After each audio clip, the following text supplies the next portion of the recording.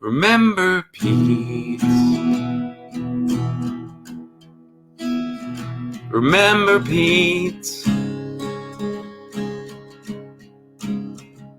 Remember Pete. Remember Pete. Remember Pete. When Wall Street gets a check, remember Pete. When gentrification ups the rent, there will always be more oligarchs, but none as fun, you see, as getting to say Buttigieg. When you're talking about Pete, remember Pete. When student debt relief seems so far, remember Pete. When the bank takes back your car, there will always be more oligarchs, but none as fun, you see, than getting to say Buttigieg. When you're talking about Pete, remember Pete. When they cheat for delegates, remember Pete. Looking out for the 1%, there will always be more oligarchs, but none as fun, you see, as getting to say Buttigieg. When you're talking about Pete, remember Pete. Remember Pete.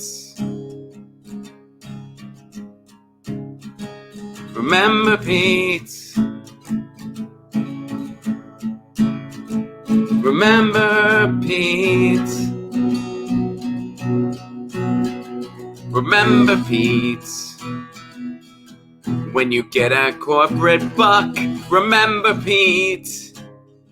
If about the poor you don't give a, let's keep it civil. There will always be more oligarchs, but none as fun, you see, as getting to say Buttigieg. When you're talking about Pete. Good morning, everybody, or good afternoon, or good evening, and welcome to Get Your News On with Ron, the world's first viewer-curated streaming news show. And as you know, Pete Buttigieg is no longer in the race. He's likely going to go get behind Joe Biden. And, I just got to say, I know that I've given Pete a hard time. And I just want to say, in the spirit of Heisenberg from Breaking Bad, I'm going to say his name. And I will never forget that his name is Pete Buttigieg! Buttigieg! Buttigieg!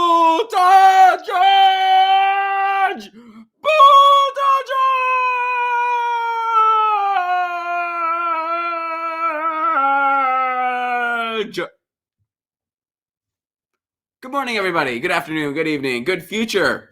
Yeah, welcome to Get Your News On with Ron. And man, no sooner did Pete leave, I didn't have time to come up with a jingle for this next piece of breaking news, because guess who else is out?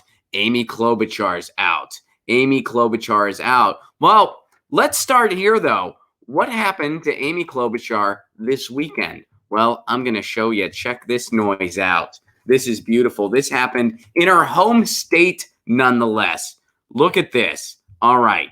So, protesters are outside Klobuchar's Minneapolis event, holding up signs and banners chanting "Free Mayan," referencing Mayan Burrell, the man that Klobuchar put away for life as Hennepin County DA, of which the case was reported to have misleading evidence. That was the young black male. She put him away for life. The evidence was very misleading. She has never apologized, never, taken any accountability.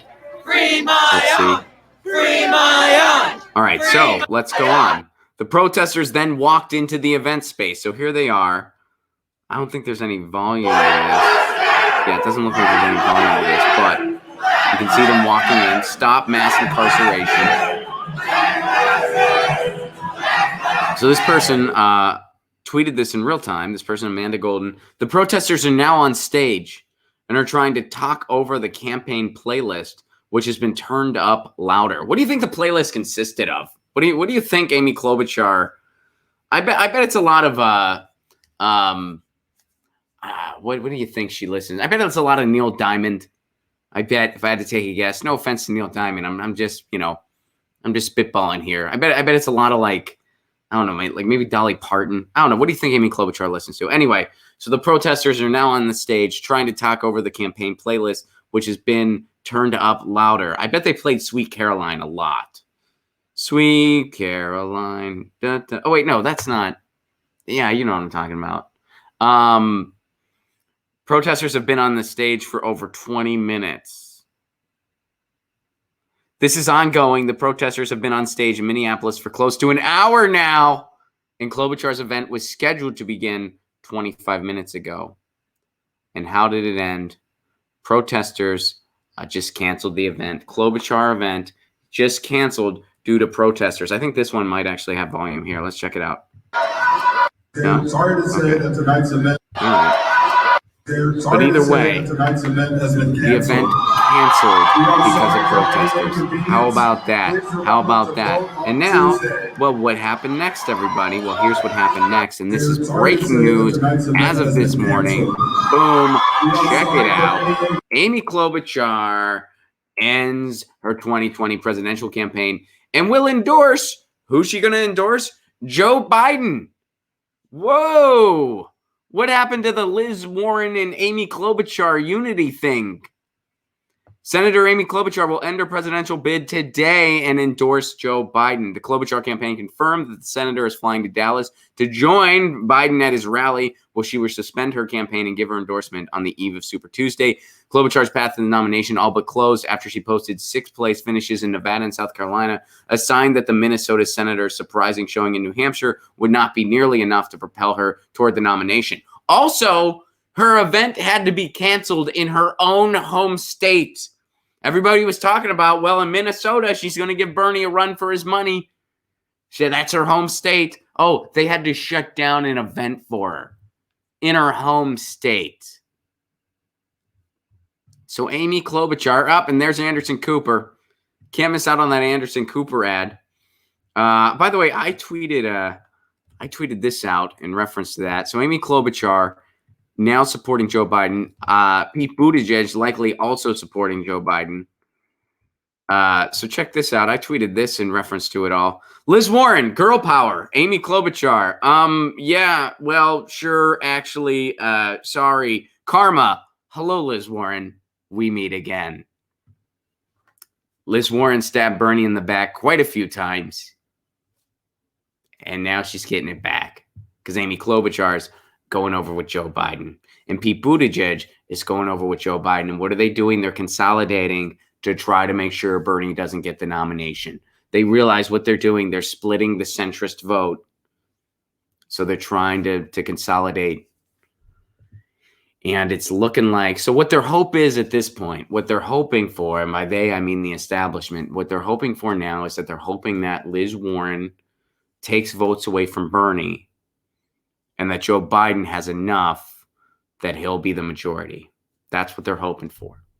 So the establishment's getting completely behind Biden now, trying to make Liz Warren out like she's an actual progressive. She's not. So they're hoping that Liz takes some votes from Bernie and then Biden gets in. That's what they're hoping for. And if Biden gets in, it's over. I mean, we're getting 4 more years of Trump. And even if somehow Biden won, it would be a horrible case scenario too, because Biden would have a very underwhelming 4 years where he would likely enact right-wing policies. We wouldn't get Medicare for all. We wouldn't get basically any decent policy we're not going to get because he's against all of them. And then 4 years from now, the GOP will run a more competent Trump, and that more competent Trump will crush Joe Biden, likely in a landslide. And also, you've had another 4 years of people being like, oh, well, I guess progressive policies suck because Joe Biden's president and my life is still horrible. But yeah, so Amy Klobuchar didn't support Liz Warren. Amy Klobuchar dropping out. I didn't even have time to come up with a jingle for her. I had time to come up with a jingle for Pete Buttigieg. I came up with that last night. Amy Klobuchar, two breaking. She's dropping out. She's endorsing Joe Biden. So now they're trying to consolidate and get Joe Biden that establishment push. They're trying to get him that establishment push so they can keep the nomination away from Bernie. Here is actually a sign of how desperate they are. Because here's one thing to take away from this past weekend. Here's another thing that I tweeted out and something that we can kind of take away from this weekend. So check this out. Today, Bernie Sanders drew 35,000 plus in LA. This was yesterday, by the way. I tweeted this yesterday. And I didn't get to go to that, by the way, because I had a show. I had a little gig. By the way, shout out to everyone who was in San Francisco this weekend. We had an amazing time up in San Francisco. Thanks to everyone that came out to the show. Thanks to Shahid Buttar for being there and saying a few words at the top. Thank you to PM Press, one of my favorite radical book publishers in the world. They were tabling there, showing people some of the new books they got out. They got a new book out by Lee Camp, by the way, which I can't wait to read. I got a copy of it. I got to read it this month. All right. So anyway, Bernie Sanders drew 35,000 in LA yesterday. Amy Klobuchar had to cancel an event in Minnesota due to protesters, which, by the way, Amy Klobuchar went on to drop out, and Pete Buttigieg dropped out. And what I say here, Bernie Sanders is the president we need, and he's the one we deserve. To paraphrase Batman by a little bit, you know, Batman wasn't the hero Gotham needed, but he was the one they deserve. Well, guess what? Bernie Sanders is the president we need, and he's the one we deserve. We deserve it. And when people are like, well, the American people, blah, blah, blah, they don't deserve it. Like, no, the American people do. We really do. And I know that's kind of a hard, sometimes it's hard to get to that conclusion. When you hear things like, hey, 38% of Americans aren't buying Corona beer now because they think it's connected to the coronavirus. Which, by the way, I'm just wondering if the band The Cure is going to see an uptick in their album sales. Like, that's what I'm wondering, because The Cure is one of my favorite bands. And it might be like, oh, man, I thought I was buying something here. But yeah, when you hear stuff like that, 38% of Americans aren't buying Corona beer because they think it's connected to the virus. That makes you think, maybe it's maybe it's time that the ship known as the democratic experiment, known as the United States, it's just going to sink. But you know what? When you see people showing up, and you see people showing up to events, and you see people protesting in the streets, and you see people, standing up with their unions and chasing Pete Buttigieg out of their union meeting. Keep in mind, both of the candidates that dropped out recently had humiliating events happen to them right before. Pete Buttigieg, he showed up at that Fight for 15 rally in South Carolina. He didn't march with them. He showed up later in a car and got dropped off. And I bet he had his CIA-approved lunchbox with him, too, when he got dropped off. And he showed up, and they started chanting against him. They said, Pete can't be our president. Where was 15 in South Bend? And they started chanting Wall Street Pete. We did a video about it on this show. And he had to walk out of the rally. And as he was leaving at the rally, they still chanted at him. They chanted at him till he was gone. Amy Klobuchar, in her own home state of Minnesota, had to have an event canceled because of protesters protesting what she did as a corrupt DA, where she put a kid in jail for life over very, very suspect and faulty evidence because she had to get someone to take the blame. And who's an easy target? Who's an easier target than a black kid in America? And she knew that. So her event got canceled because those protesters showed up and they wouldn't let down. And they took over the stage and they hijacked the event. And no matter how loud they played Amy Klobuchar's playlist, which I'm sure was the most insipid of music, couldn't be stopped. and they had to shut down her event. So that happened to Pete Buttigieg. That happened to Amy Klobuchar. That means that there is power in the people. Now, I know that this is also a strategic thing. They're trying to get behind Biden to prevent Bernie from getting the nomination. I know that. But still, narcissists run for president. We all know that. You got to have at least a pinch of narcissism to run for president. At least a little bit. Some have more than others. Amy Klobuchar, more than others. Pete Buttigieg, a lot more than others. So if they still had momentum, they wouldn't be dropping out. They'd be like, no, Biden should drop out and get behind me. That's what they would say. They're dropping out because they've been humiliated. And they know they got to just go along with the game now, the establishment game, and get behind whatever candidate they think has the best chance to defeat Bernie. And right now, that guy is Joe Biden.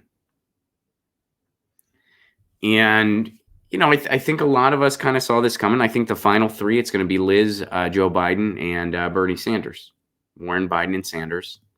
And their hope is that Warren takes votes away from Bernie, splits the, quote, progressive vote, and then Biden gets the nomination. So there is value in bringing up that Liz Warren isn't what she says she is. And a lot of shows have been doing that for a long time now, really amplifying that Liz Warren is not what she says she is. And some of those shows have been shamed for doing it. Some of oh, come on, Liz Warren's an ally to Bernie. No, she is not. No, she is not. She's not an ally to Bernie. She's not an ally to the truth either. Listen to Michael Moore's podcast. Listen to if you're still on the fence about Liz Warren, listen to Michael Moore's podcast about Liz Warren. His podcast is called Rumble. The episode is called, the title is obvious, like The Fall of Liz Warren or something like that. You'll know by the title. Listen to that podcast. Just do it. I promise you.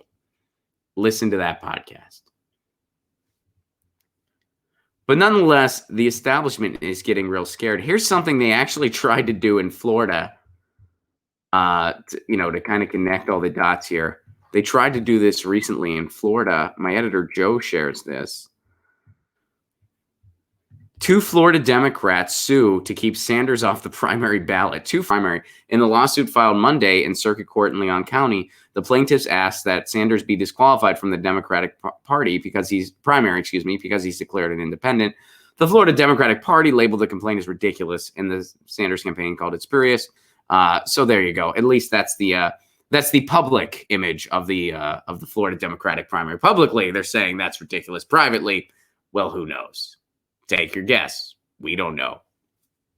But nonetheless, that's how desperate they are. Now, this is not going to go anywhere, but they're just recycling all the old points. Hey, Bernie's not a Democrat. And now the establishment is panicking because they're saying, you guys got to get in line. We got to thin the herd. We got to get in line behind somebody. And it's going to be Joe Biden. Why? Because Amy Klobuchar just got humiliated. Because Pete Buttigieg just got humiliated. And because they got nothing. And who framed those events? Who framed that event that chased Pete Buttigieg out of a Fight for 15 event? Who framed the event that ended Amy Klobuchar's event in her own home state? We, the people, did. The protesters did. The Fight for 15 activists did. The unions did. The Black Lives Matter activists did. The people in Minnesota standing up for this kid who was wrongfully imprisoned, they did. And I know I've really been harping on this theme this episode, but that's because it's that important that we all know it's yellow vest time. It's yellow vest time whether Bernie Sanders wins or not. It's yellow vest time. Because we got to be out there in the streets and we got to be loud. Otherwise, we got no chance to turn this horse of rugged neoliberalism around. So, there's definitely some reasons to celebrate what happened. There really is. Because I think we the people ended Pete Buttigieg's campaign. We the people ended Amy Klobuchar's campaign. And yes, of course, they're uniting behind Biden to try to get Bernie away from that nomination. Of course, that's what they're doing. That was the strategy all along. But if it wasn't for us, they wouldn't be getting behind. They wouldn't be getting behind Biden. Biden would be getting behind them. So now what we got to do is we got to stay on Biden. Shout out to the Sunrise Movement, who catches Biden on camera, humiliating himself constantly. And all the other activists and journalists that have been doing that too. It's got to continue. And of course, Bloomberg is lurking in the shadows. Bloomberg's still lurking in the shadows. You know what's crazy? I had a dream that I met Tom Steyer. Like I had a dream like I met him and he wanted to know like he wanted me to ask him some questions. And I was like, well, you became a billionaire exploiting the environment. Why do you want to save it now? Why all of a sudden do you want to save it? And by the way, why don't you fund a Green New Deal? Why did you run for president? Why all the money you have? Oh, look at all the money you just wasted on your dumb campaign. Oh, and some people are saying, they're like, well, it wasn't necessarily wasted. Yes, it was. He's a billionaire. If he wants to get the word out about an issue, he can freaking do it. He doesn't need to embarrass himself running for president. And no matter how much you like his dance moves, or how much you think his stupid tie looks nice, or how much he's just trying desperately to swing from Bernie's nutsack, he's still an exploitative billionaire clown. And no billionaire should ever be applauded, ever. They should be booed. They should be hissed at. You can't really hiss somebody. You know what I mean? Because they're the only class of people where they're criminals just based on the bottom line in their freaking bank account. If you're a billionaire, you're a criminal because no one makes $1 billion ethically or fairly. It ain't possible. But I think he's a nice guy. No. Just stop.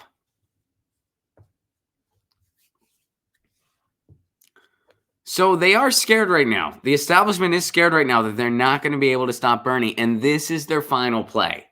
Let's get everybody behind Biden. Bloomberg's just kind of lurking in the shadows, doing his own oligarch thing, seeing if he can pull off some outsider lie and grab the nomination. But otherwise, the overall plan, let's get the centrists behind Biden, hope that Warren and Bernie, that splits the progressive vote. That's what they're hoping for.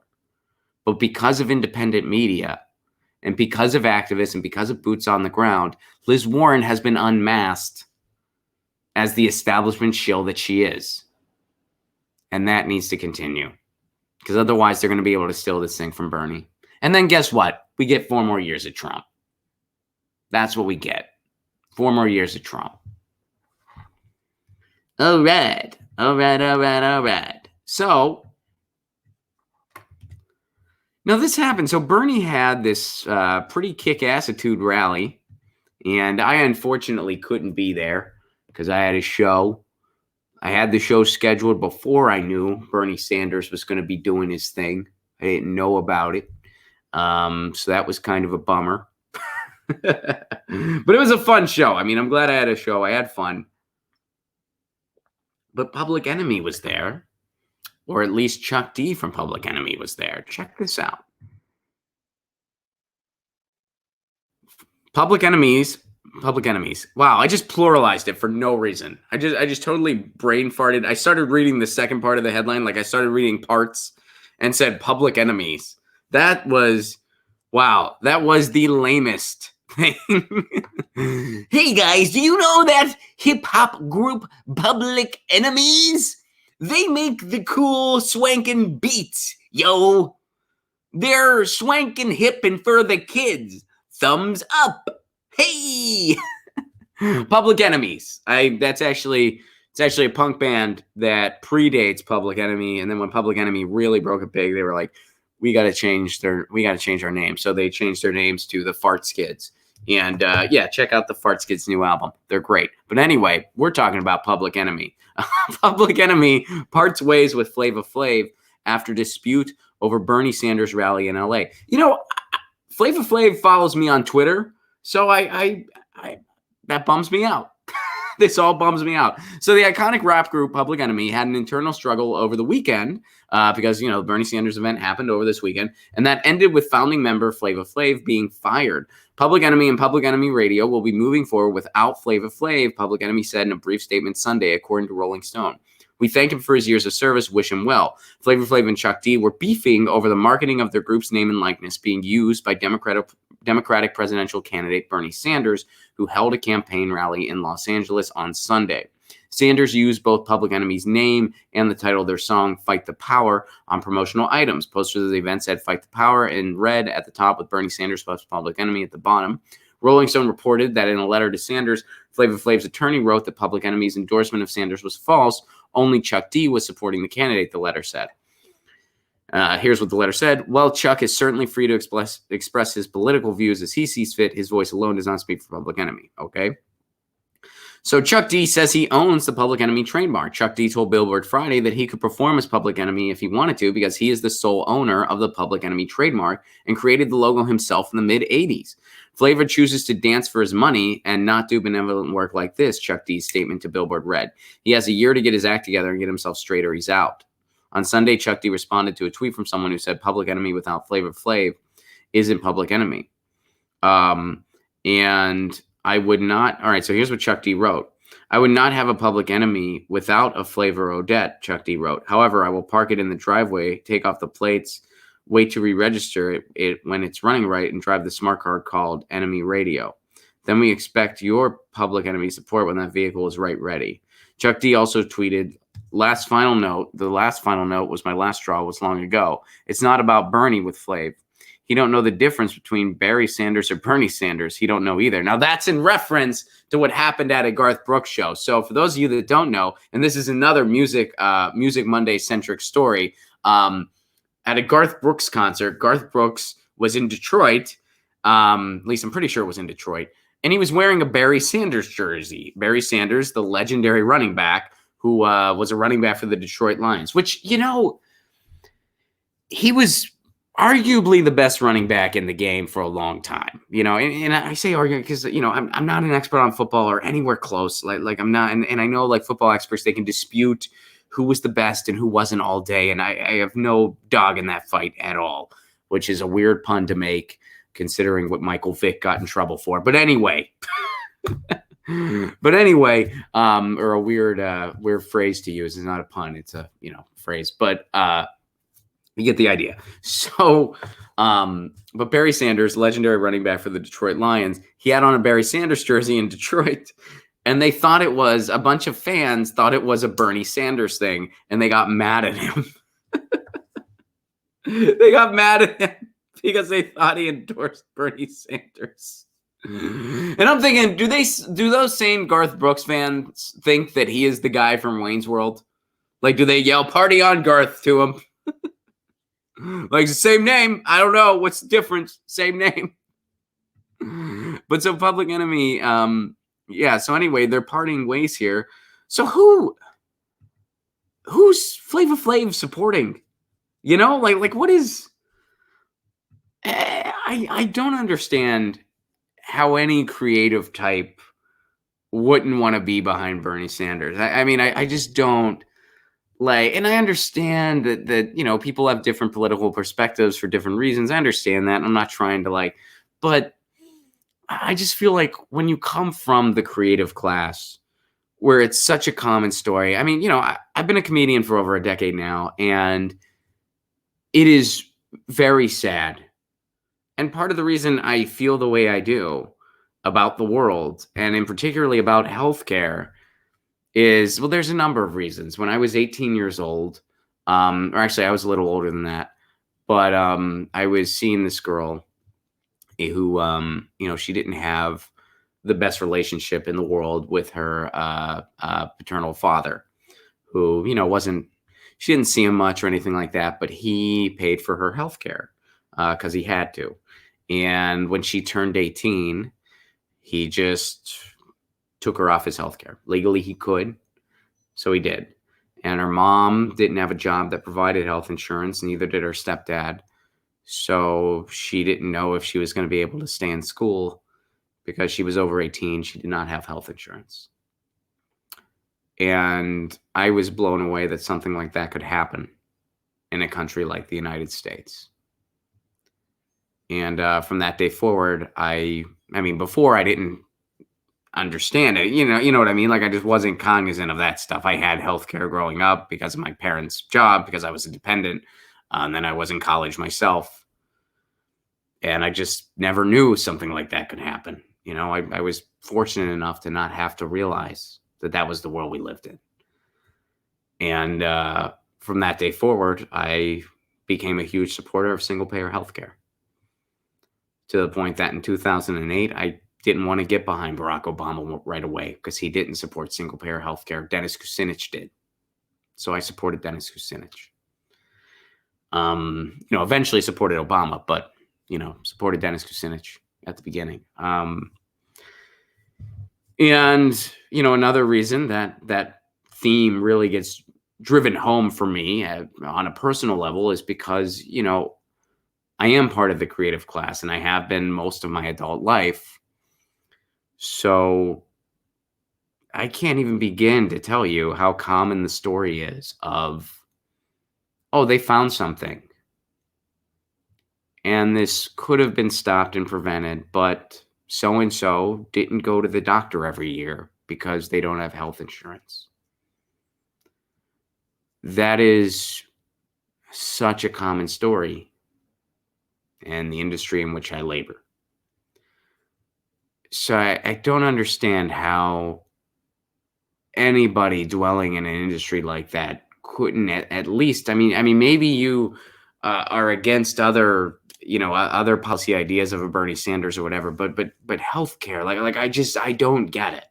I really don't get how anybody, especially in the creative class, where you see the effects of not having universal healthcare. You see the effects of that firsthand, where the richest country in the world doesn't have the type of healthcare system that other countries take for granted. That it's just like, yeah, of course we have that. Every other industrialized country in the world, except for us. And when you see the effects of that firsthand so often, which you will if you're a creative professional, if you're a musician or a comedian or a poet, and I know all kinds of other people do. I know low-wage workers see it firsthand. I know all kinds of people see it firsthand. But I don't understand, what is Flava Flav behind? Like, what does he think is better?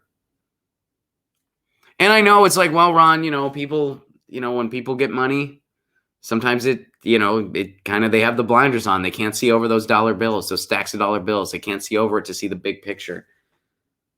It's like, okay, well, Dick Van Dyke can. That guy, 98 years old, spoke at the Bernie rally over the weekend. Killer Mike sure gets it. Killer Mike, that guy's speeches on Bernie have brought me to tears multiple times. It's incredible. And Killer Mike speaking about Bernie is so freaking powerful. And, of course, Run the Jewels on tour with Rage Against the Machine right now. He gets it. I'm pretty sure Killer Mike's doing fine financially. I think he's doing pretty okay. Danny DeVito gets it. Danny DeVito. They go by, the Hollywood tour buses and stuff. They go by Danny DeVito's house. He's like one of the houses that they show. And I know that because I have some friends that work on those things, and they say Danny DeVito has always been like the nicest guy. He will, if he's around, he'll come out, he'll wave, he'll sign autographs, take pictures with tourists, tell them he hopes they have a fun time in Los Angeles. That's the kind of guy he is. I've never met him. I hope I get to. But anyway, Danny DeVito gets it. Pretty sure Danny DeVito's doing fine. Danny DeVito, he's got a buck or two. He gets it. Rage Against the Machine gets it. They're fine. They got money.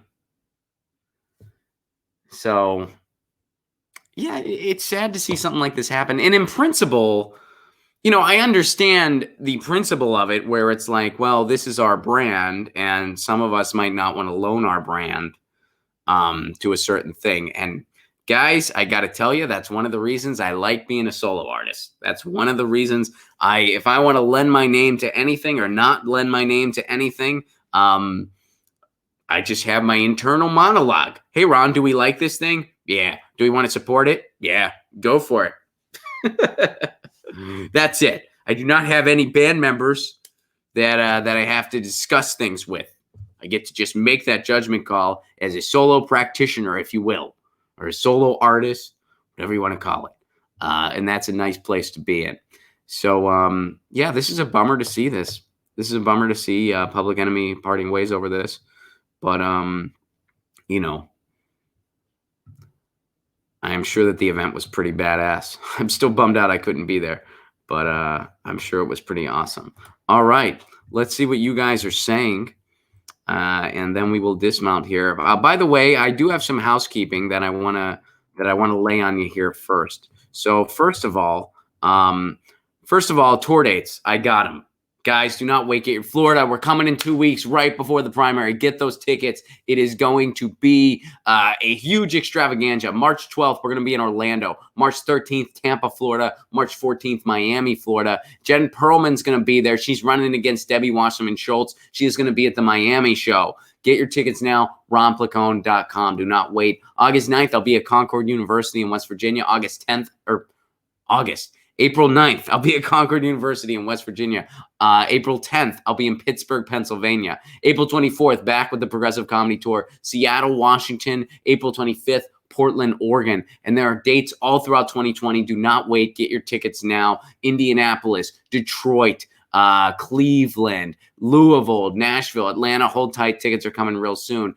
Chicago, Milwaukee. We're going to be in Milwaukee the night before the convention. There's going to be all kinds of special guests on that show. We're going to be announcing more as the date gets closer, but don't wait because there's a limited number of tickets available for that show. Get your tickets now. Don't wait. July 12th, Milwaukee, Wisconsin. July 11th, the night before, Chicago, baby. August, we're going to be in D.C. We're going to be in Philly. We're going to be in Richmond. September, we're going to be in New York City. We're going to be in Boston. We're going to be in Portland, Maine. We're going to be in Burlington, Vermont. October, we're going to be in Madison, Wisconsin. And we're going to be in Minneapolis, Minnesota, baby. Get your tickets. Don't wait. ronplacone.com. If you want to support this show on the sustainability end, please do consider becoming a patron. Patreon.com/ronplacone. For a give what you can level. You get all kinds of exclusive content, a patrons only stream once a week, writings, exclusive videos, full stand-up sets not available anywhere else, and my album in its entirety for download. That's all for a give what you can level. And in return, you help me build this show. I'm working on that Sounds of Revolution series. We just had our second guest, Douglas Lane. We're going to be having more guests. We're going to be having in-studio guests, which I'm working on coordinating with the Combo Couch.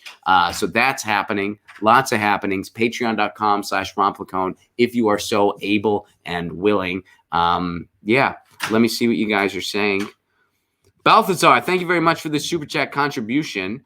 It's just a matter of time before all the people who have no delegates, no pathway, and no support drop out, and we're stuck with two left in the race, either Biden or Bloomberg, versus Bernie and clear choices.